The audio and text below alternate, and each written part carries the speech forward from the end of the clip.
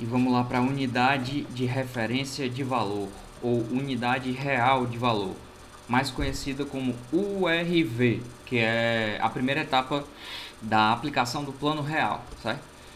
Esta etapa iniciou-se em 1º de março de 94, com a criação da Unidade de Referência de Valor, URV, que será o embrião da nova moeda, certo? E esta etapa terminou em 1º de julho de 94. Inclusive, acho que 1º de julho de 94 foi o dia logo após o Brasil ter sido tetracampeão da Copa do Mundo, né, de futebol.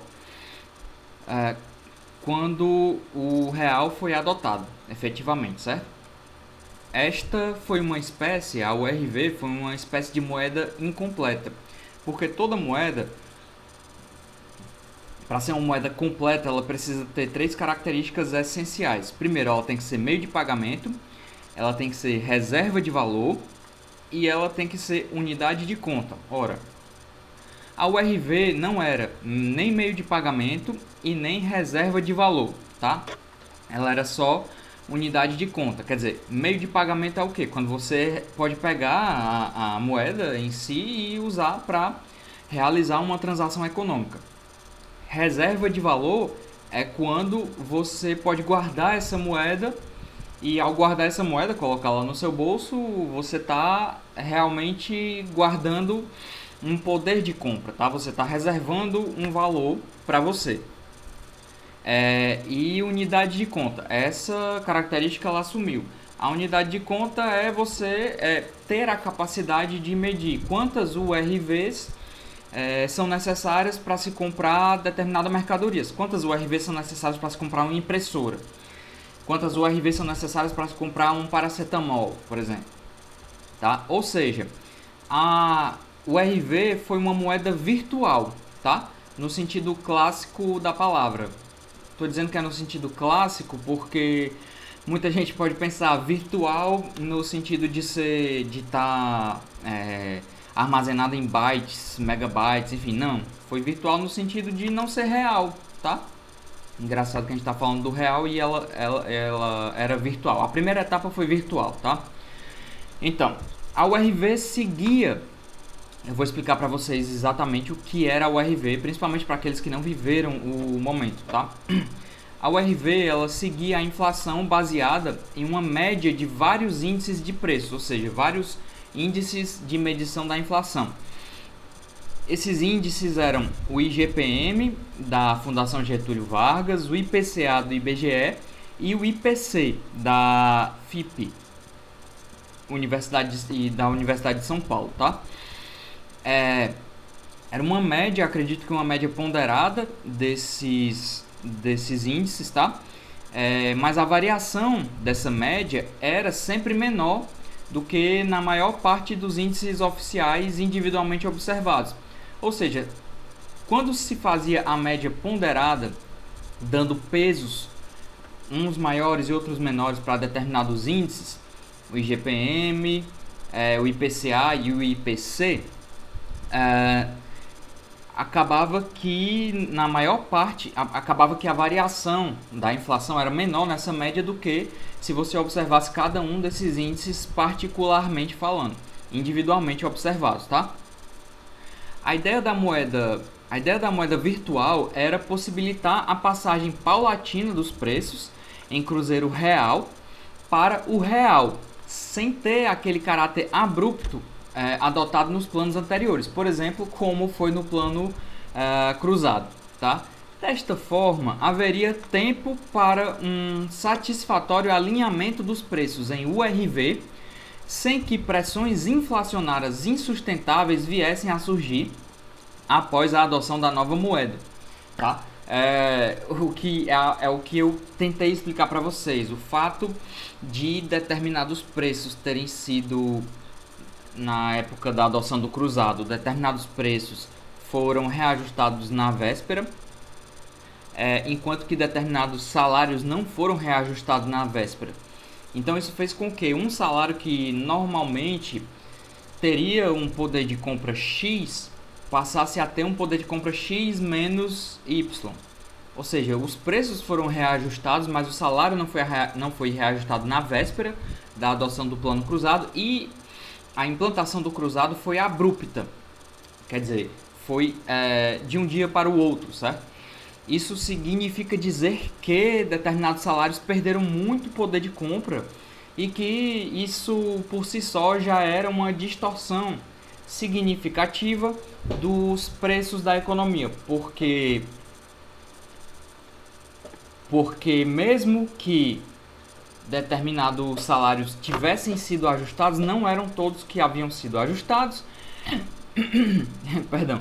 E isso fez com que determinadas funções, por exemplo, como eu falava no vídeo anterior, fez com que o poder de compra do engenheiro ficasse muito próximo do poder de compra do mestre de obras, tá? Nada contra, certo? De jeito nenhum, o mestre de obras, enfim, mas aqui na sociedade tal qual ela está organizada, o poder de compra do engenheiro tende a ser maior do que o poder de compra do mestre de obra, do pedreiro e por aí vai, tá? Então, o principal objetivo da URV foi atingido, que era não gerar essa distorção, tá? Entretanto, como fala João Sixu, alguns economistas, entre eles André Lara Rezende, defenderam a ideia de que a URV teria cumprido a sua função com mais eficiência se o tempo da duração da segunda fase do real tivesse sido mais longo, certo? Vamos chegar na segunda fase. Motivos político-eleitorais talvez expliquem o curto espaço de tempo do experimento da URV. Os motivos político-eleitorais eram basicamente a necessidade de se eleger presidente da República, o Fernando Henrique Cardoso, que ficou conhecido como o príncipe do real e que venceu no primeiro turno ainda. Inicialmente, em março de 94, os salários foram convertidos compulsoriamente em URV a partir da média do salário real em cruzeiros reais dos últimos 4 meses. Meu Deus do céu, você está falando grego, o que é que isso significa? Quer dizer, os últimos 4 meses haviam sido novembro e dezembro de 1993 e janeiro e fevereiro de 94. E o salário real de cada mês foi calculado a partir da divisão do valor nominal em cruzeiros reais, ou seja, 1.000 cruzeiros reais é o salário de determinado setor de emprego, tá? De determinada classe.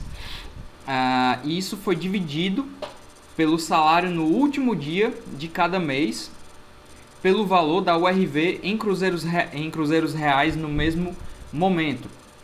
A URV, compreendamos o que era a URV. Era uma moeda virtual que variava de preço mês a mês de acordo com uma média ponderada de diferentes índices de medição da variação dos preços. Vamos lá. Se quando da criação da URV se estipulou, por exemplo, que uma URV valia 1.000 cruzeiros reais, a partir daí começou a se poder comparar a URV com os cruzeiros reais na linha do tempo. Ou seja, a partir do primeiro mês, quando a URV varia, exemplo, 10% só, quando a URV tem 10% de aumento, enquanto que o cruzeiro real tem 80%, então a gente já começa a perceber que os preços em URV variam 10% e os preços em cruzeiro real 80%, tá? Então a URV ela começa paulatinamente a se tornar uma moeda muito mais estável e muito mais valiosa do que o cruzeiro real, tá bom? Então o que foi feito para converter todos os salários, todas as rendas, digamos assim, em URV foi a média do salário real em cruzeiros reais dos últimos 4 meses. Que média era essa, tá?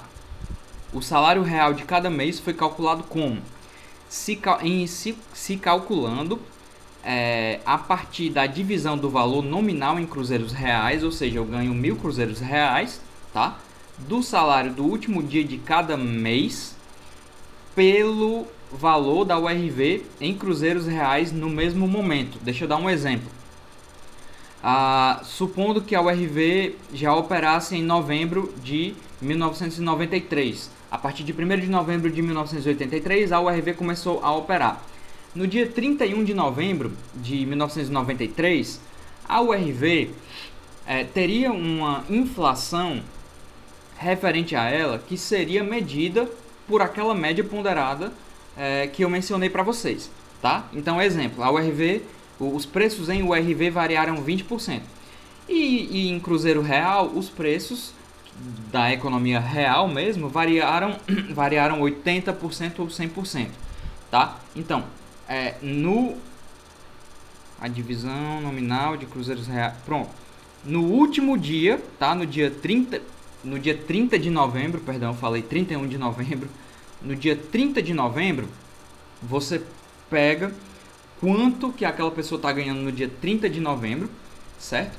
E divide pelo valor da URV em cruzeiros reais no mesmo momento. Então, eu disse para vocês que no dia 1º de novembro, uma URV valia 1.000 cruzeiros reais.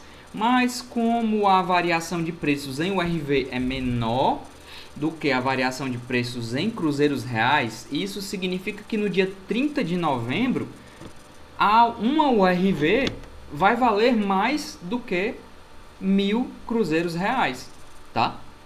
Então, o que se fazia era a divisão do valor nominal em cruzeiros reais. Eu ganho 1.000 cruzeiros reais, por exemplo, no último dia de cada mês, tá?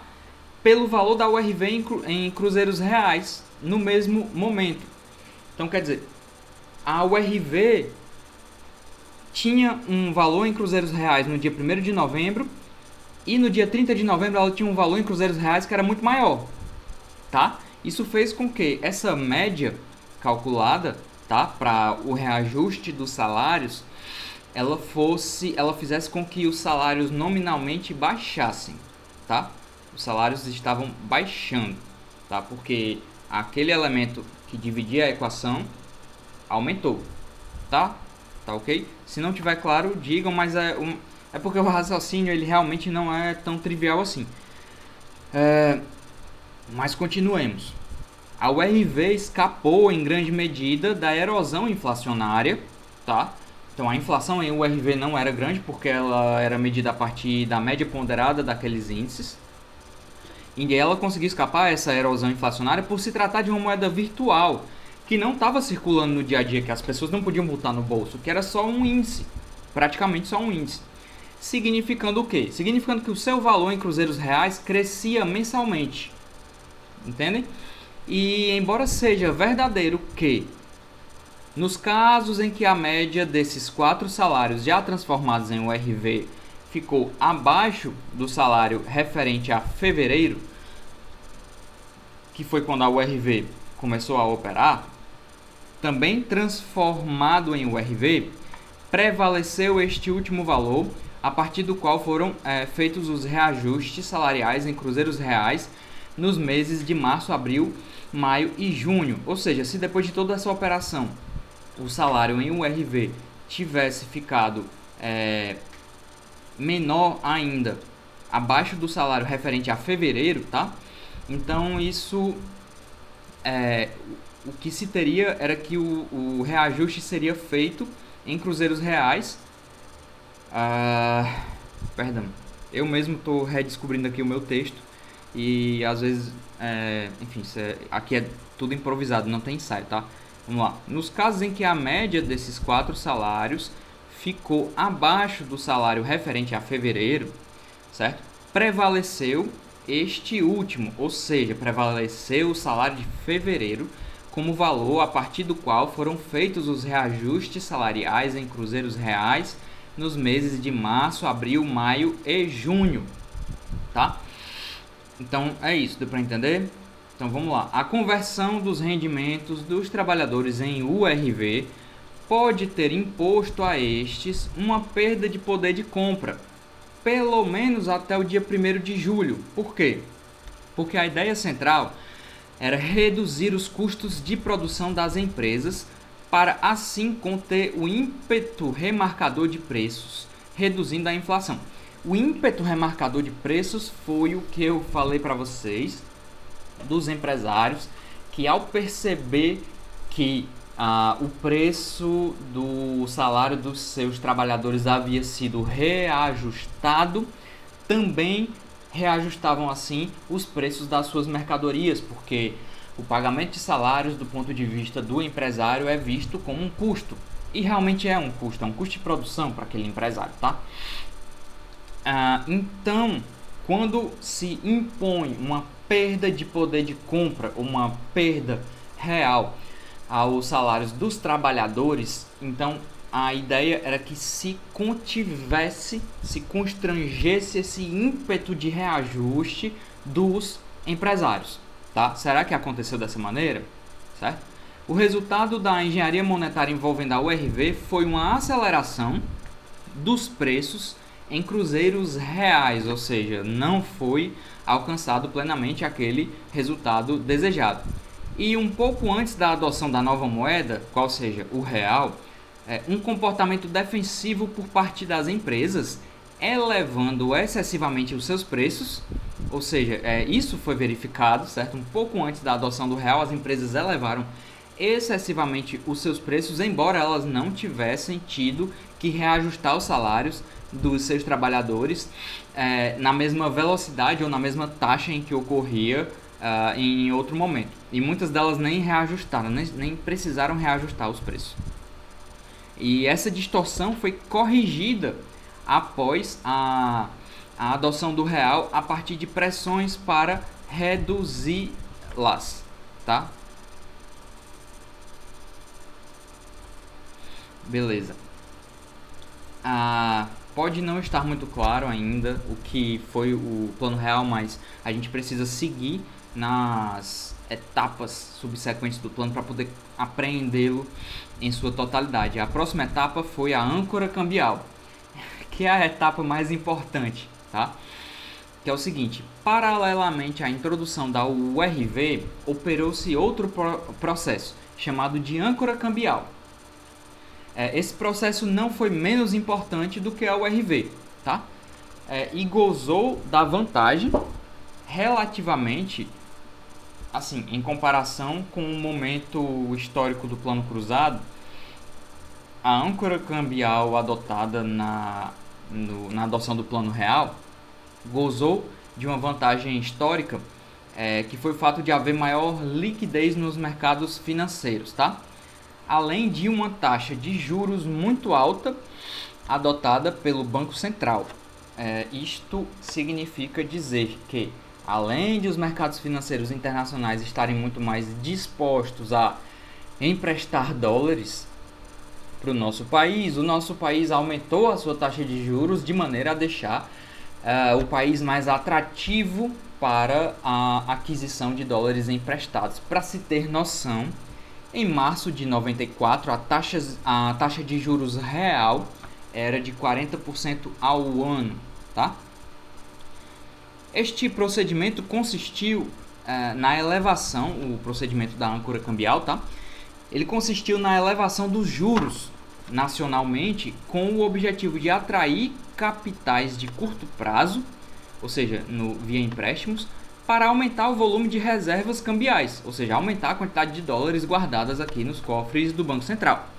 Para se ter ideia, em junho de 1994, as reservas atingiram o equivalente a 40,5 bilhões de dólares em caixa, que correspondiam a 18 meses de importações, se considerada a média dos 12 meses anteriores a julho de 1994. Ou seja, o que se tinha em caixa no Banco Central dava para pagar um ano inteiro de importações, tá? Sendo que 70% desse montante foi acumulado, tá? Durante a gestão de Fernando Henrique Cardoso à frente do Ministério da Fazenda, tá? Interessante falar aqui que, em hipótese nenhuma, se houvesse independência do Banco Central, o plano real poderia ter tido êxito, tá? Doutores liberais, Em hipótese nenhuma, vou repetir, em hipótese nenhuma, se houvesse independência do Banco Central com relação ao governo federal, o Plano Real teria obtido êxito.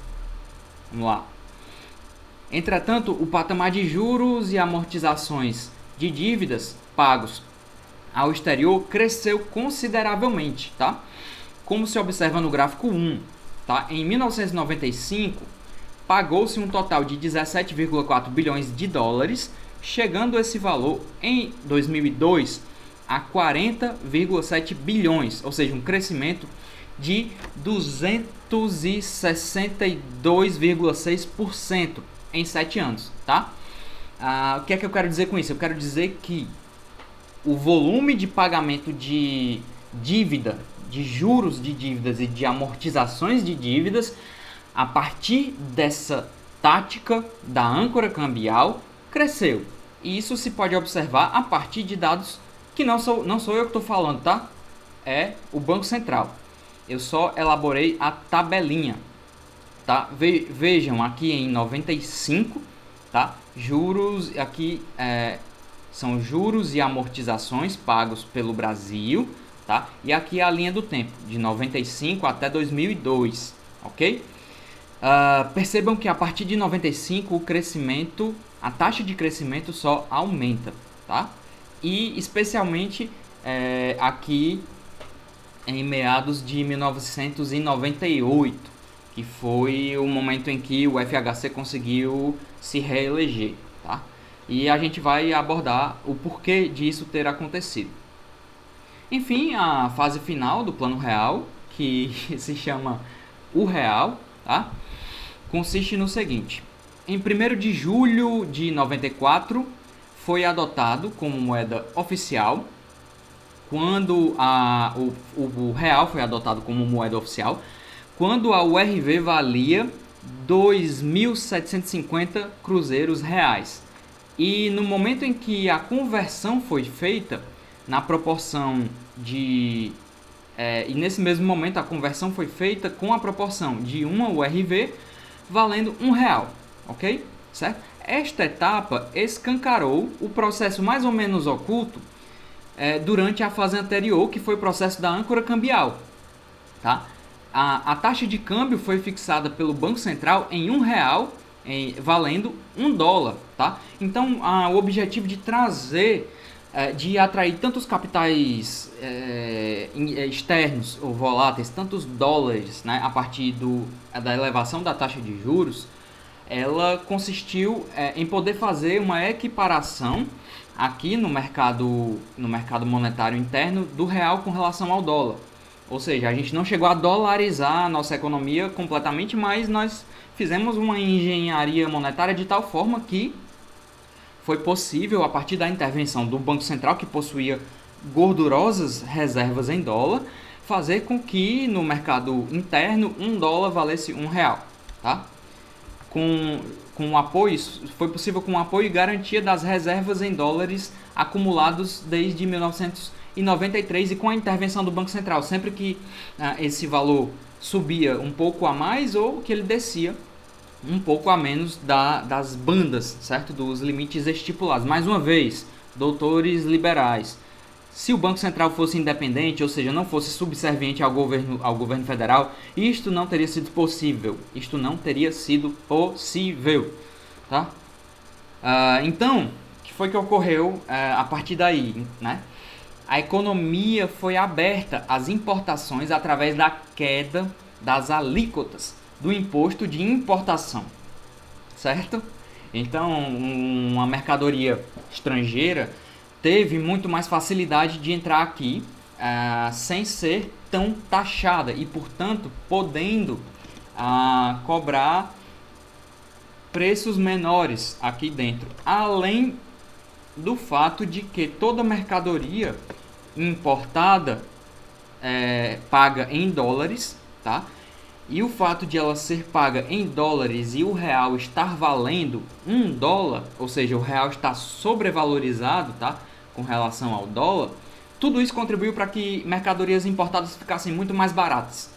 Primeiro, a redução da taxa de importação.